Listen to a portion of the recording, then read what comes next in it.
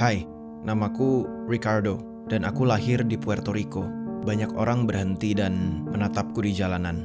Satu hari, aku pergi berbelanja di supermarket dan wanita ini berteriak, "Keluar dari sini!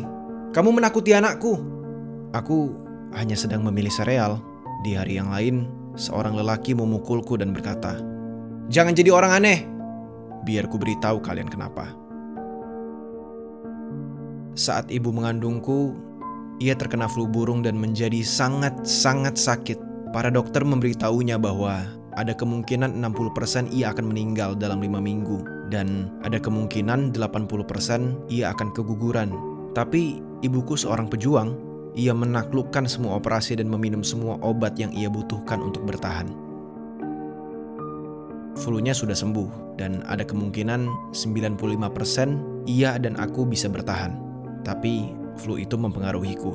Para dokter berkata bahwa mereka harus menunggu dan memantau seperti apa diriku nanti.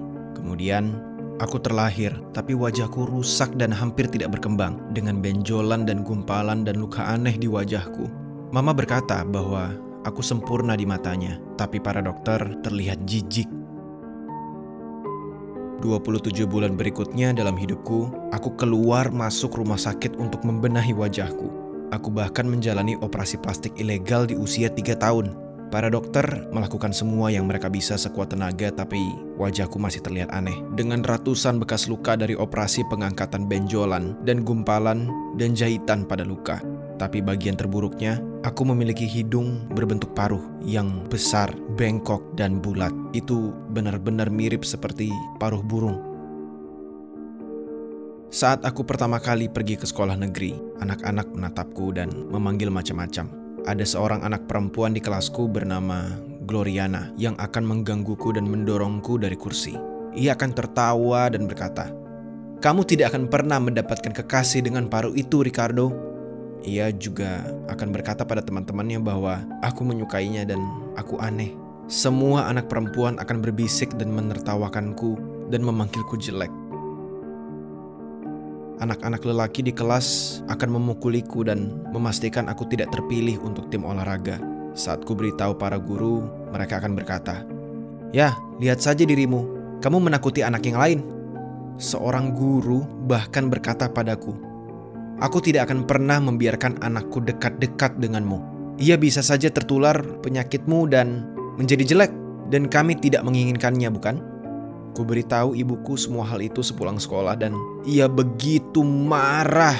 Ia berbalik ke sekolah bersamaku dan menegur guruku. "Apa yang Anda katakan pada anakku?" "Tidak ada. Ia menakuti anak-anak yang lain. 1 kali lagi dan ia akan dikeluarkan," kata guru itu tersenyum. Ia berbohong tepat di hadapan ibuku. Ibuku menggenggam tanganku dan menarikku keluar dari sana. Ia berkata bahwa kami harus pindah dan menjauh dari semua kekerasan dalam sekolah dan semua perhatian yang tidak diinginkan. Kami pindah ke kota lain dan aku mulai pergi ke sekolah khusus untuk anak-anak penyandang disabilitas. Walaupun aku tidak berkebutuhan khusus, tapi semua lebih baik di sekolah khusus itu karena banyak anak-anak dengan kursi roda dan anak-anak dengan kacamata tebal dan tidak ada yang menilai satu sama lain. Tapi kemudian Gloriana pindah ke kota yang sama dan kulihat ia kapanpun aku pergi belanja bulanan. Saat itu aku 16 tahun dan semua kekerasan itu terjadi 8 tahun yang lalu. Gloriana hanya akan menatapku karena aku menghindarinya setiap kali aku melihatnya. Tapi satu hari ia menghampiriku dan berkata, "Aku minta maaf atas perlakuan tak baik yang kulakukan padamu saat kita kecil, Ricardo." Ku jawab bahwa itu tidak masalah dan kami bisa mulai berteman. Satu hari, saat kami sedang jalan-jalan, seorang pria menghampiri kami dan berkata, "Kenapa gadis secantikmu berteman dengan orang seperti ini? Ia begitu jelek dan kamu begitu cantik." Gloriana berkata, "Ia temanku, aku tidak peduli seperti apa rupanya." Seiring waktu, kami menjadi sangat dekat, mulai berbagi banyak hal satu sama lain. Ia bercerita padaku semua tentang rasa takut yang ia miliki karena perlakuan kasar yang ia terima di rumah dan bagaimana ia melampiaskannya padaku dulu. Aku ingat berpikir tentang bagaimana jahatnya ia dan bagaimana aku dulu menganggapnya sebagai iblis. Tapi itu hanya cerita dari sisiku. Aku tidak tahu ia juga menderita.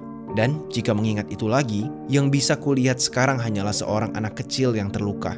Karena itu semua, kami menjadi dekat dan bergantung satu sama lain. Aku bergantung padanya karena ia membelaku di depan semua orang, dan ia bergantung padaku karena ia tidak pernah memiliki seseorang yang berpihak padanya dan mendukungnya. Aku ingat memberhentikannya saat ia sedang bicara di tengah-tengah pembicaraan kami dan mengatakan aku mencintainya. Ia mengakui bahwa ia merasakan hal yang sama, dan yang terjadi setelahnya tinggal cerita. Ia cinta pertamaku, dan begitu pun sebaliknya. 15 tahun kemudian, aku lulus kuliah, memiliki pekerjaan tetap, dan Gloriana menjadi istriku. Dan kami memiliki 2 orang anak. Aku belajar mencintai diriku sendiri apa adanya, dan belajar menemukan orang-orang dalam hidup ini yang tidak akan menilaimu hanya dari penampilanmu saja.